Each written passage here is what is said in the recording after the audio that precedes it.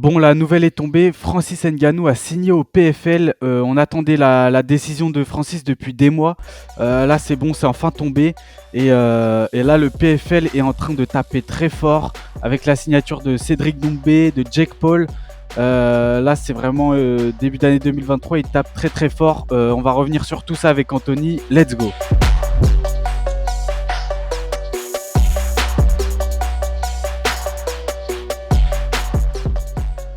Donc on attendait ça depuis de très longs mois. Ngannou qui avait quitté l'UFC en janvier, qui était en négociation avec l'UFC depuis un très très long moment, mais finalement ça n'a pas porté ses fruits.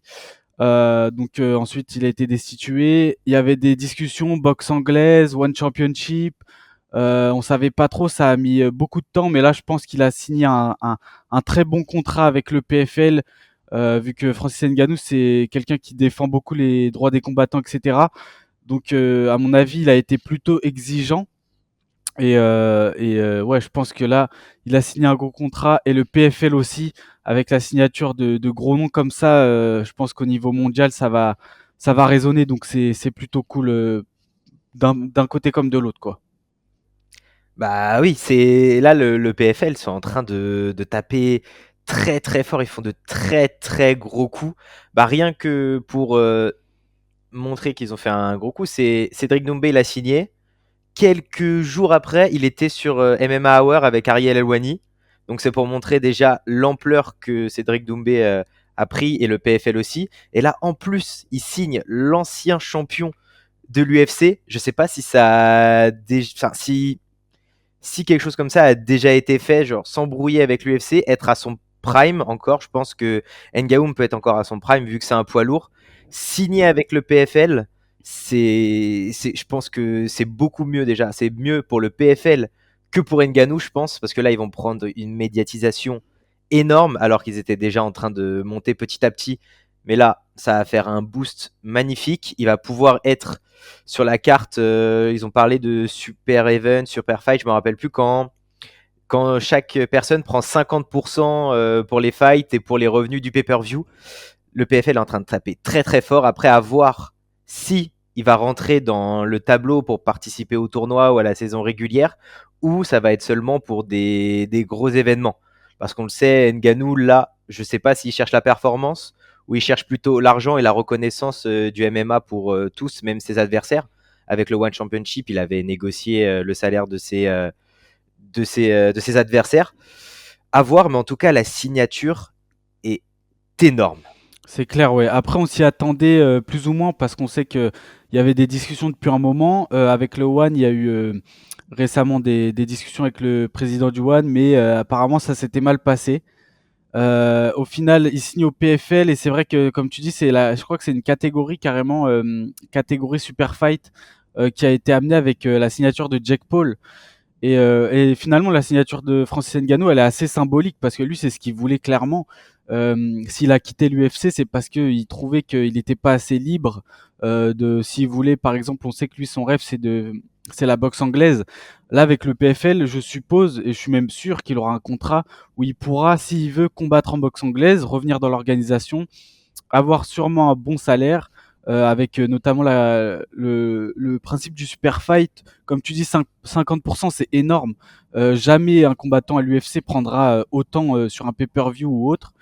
Donc c'est énorme, c'est assez symbolique et je pense que cette signature, elle peut changer pas mal de choses au niveau du MMA mondial parce que les autres organisations, ça va peut-être les faire un peu flipper de voir ça, tu vois.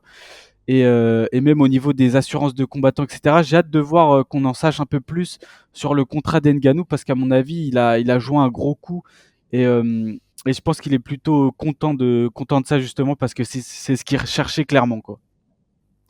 Bah, en plus, c'est une organisation, le PFL, qui ne cache presque rien.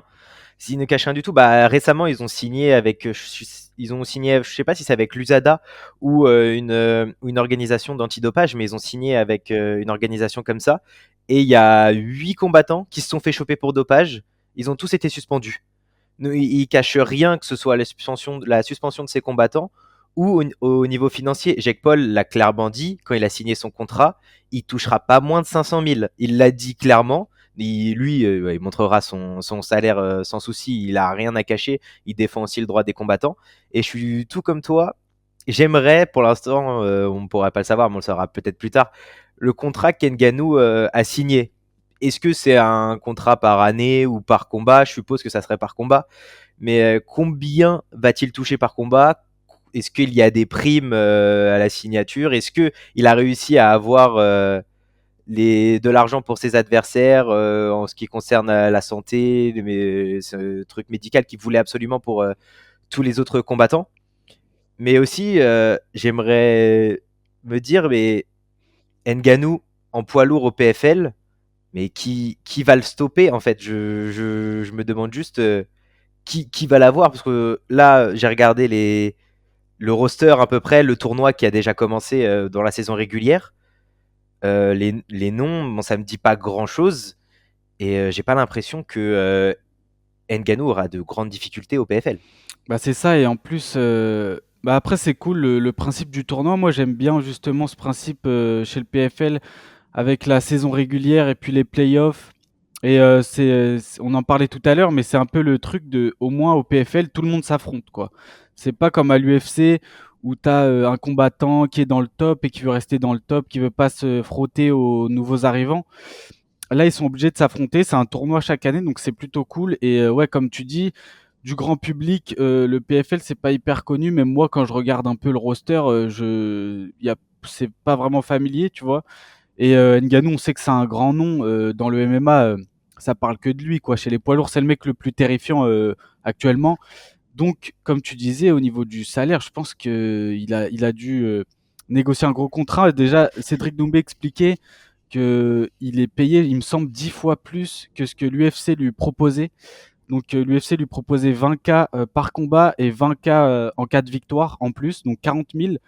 Là, du coup, ça ferait du minimum 140 000, il me semble, au PFL par combat, donc c'est énorme. Cédric Doumbé, c'est un très grand nom, etc. Mais dans le MMA, c'est pas encore aussi big que Francis Ngannou. Et Ngannou, on sait que lui, c'est un mec qui va négocier à mort. Donc, ça doit être vraiment impressionnant. Et en tout cas, hâte de voir les débuts d'Ngannou au PFL, de voir ce que ça donne. Ça faisait un moment qu'il était à l'UFC. Et ouais, en tout cas, hâte de voir ça. Là, pour l'instant, on sait pas. On sait juste qu'il a signé. Mais je pense que ça devrait pas trop tarder parce que là, ça fait quand même un petit moment qu'il est pas actif. Son dernier combat, il remonte à janvier 2022 contre Cyril Gane à l'UFC 270. Donc, il avait remporté la victoire par décision unanime. Mais depuis, il n'a pas eu d'activité. Il était en convalescence parce que il était blessé au genou pendant ce combat, justement. Il était blessé déjà avant, mais convalescence. On l'a vu qu'il avait pris du poids, etc. Donc déjà, de voir la forme qu'il a, comment il se situe sportivement aujourd'hui, quoi. Mais surtout, savoir aussi ouais, quand il va combattre, parce que le PFL, ils ont pas pour habitude de signer quelqu'un, signer un mec, et de le faire combattre dans 1 an, dans 6 mois. À l'image de Cédric Doumbé, il a signé, il combat le mois prochain. Ils n'ont pas du tout attendu. Et j'ai l'impression qu'avec Ngannou, ils n'ont pas intérêt à attendre beaucoup. Là, il vient de signer. Je pense que la hype Ngannou va prendre un coup monstre. Il serait temps de profiter de ça. Il y a Jake Paul qui va affronter Ned Diaz dans pas longtemps, courant été. Il serait temps de faire un pay-per-view super fight avec sur la carte Jake Paul Ngannou. On ne sera pas loin d'avoir un très très gros score, voire un score historique du PFL. Mais en tout cas, ce qu'est en train de faire le PFL là, ils sont en train de mettre une. Mais enfin, tout ce qui se passe en MMA cette année est très intéressant. Même ça a commencé un petit peu l'année dernière avec le crossover Rising Bellator, l'UFC qui commence à vouloir mettre des très grosses cartes avec de super combats, le PFL et le Bellator, les tournois à 1 million. Il y a beaucoup, beaucoup, beaucoup d'événements MMA qui se passent cette année. Et c'était obligatoire que cette année, Ngannou participe en fait. Et donc c'est vrai qu'on se demande tous maintenant quand est-ce qu'il va combattre en fait. Est-ce que déjà, il va faire son premier combat en super fight ou dans le tournoi. Enfin, il y a beaucoup de questions qui commencent à se poser. Mais en tout cas, Ngannou, on commençait à moins en parler et il commençait à être de moins en moins intéressant. Bah, il a tout changé en enfin, le PFL a tout changé en une vidéo de 6 secondes. Ngannou a signé. Ils ont tout changé. C'est ça, ouais. Et puis, comme tu dis, à voir quand est-ce qu'il combat, s'il combat seulement sur des gros événements, des super fights, ou s'il fait le tournoi, parce que il fait le tournoi, faudrait peut-être qu'il se dépêche un peu, entre guillemets, parce que ça a déjà commencé. Mais ouais, reste à voir. Et c'est vrai que là, il se passe pas mal de choses. On sait que l'UFC, c'est le monopole, surtout ces dernières années en MMA. Ils ont toute la lumière sur eux, clairement. La plupart des fans aussi s'intéressent énormément à l'UFC et pas réellement aux autres organisations. Mais là, avec tout ce qui se passe avec le tournoi, les tournois au Bellator, le PFL, etc., c'est pas mal parce que ça peut diversifier et ça peut même pousser l'UFC derrière à faire des événements encore plus gros comme ils ont proposé au début de l'année. Je pense que justement, ces gros événements, c'était dû à la concurrence qui sentait arriver, tu vois. Donc en tout cas, c'est pas mal si ça peut permettre à tout le monde de s'intéresser un peu plus à d'autres organisations. Franchement, c'est que du positif, mais en tout cas, le PFL, ils sont en train de vraiment de jouer un très gros coup là, avec toutes ces grosses signatures, quoi. Ouais, non, mais c'est exactement ça. Il n'y a rien à rajouter. En plus que le PFL vient en France en septembre pour les playoffs pour PFL Europe. Mais après, c'est spéculatif, bien sûr, hein, mais t'es pas à l'abri qu'un Francis Ngannou sur un super fight en France. Cédric Doumbé, il voudra absolument combattre en France. Là, on a eu le Bellator avec Barnaoui, il y a déjà eu l'UFC Cyril Gane. Là, on commence à avoir pas mal de Français ou de personnes d'origine française qui ont déjà vécu en France, qui sont un peu partout dans les autres organisations. Au PFL, il y a aussi Anthony Salomon. Enfin, le MMA français commence à se disperser dans toutes les organisations.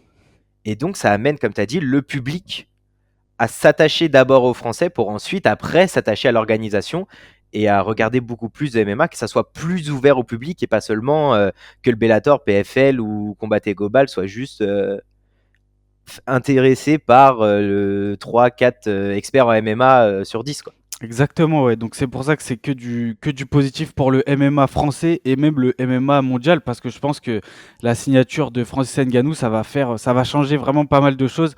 C'est plutôt symbolique, mais ça on verra avec l'annonce peut-être de son contrat. Je suppose que forcément il y aura des petites fuites, etc.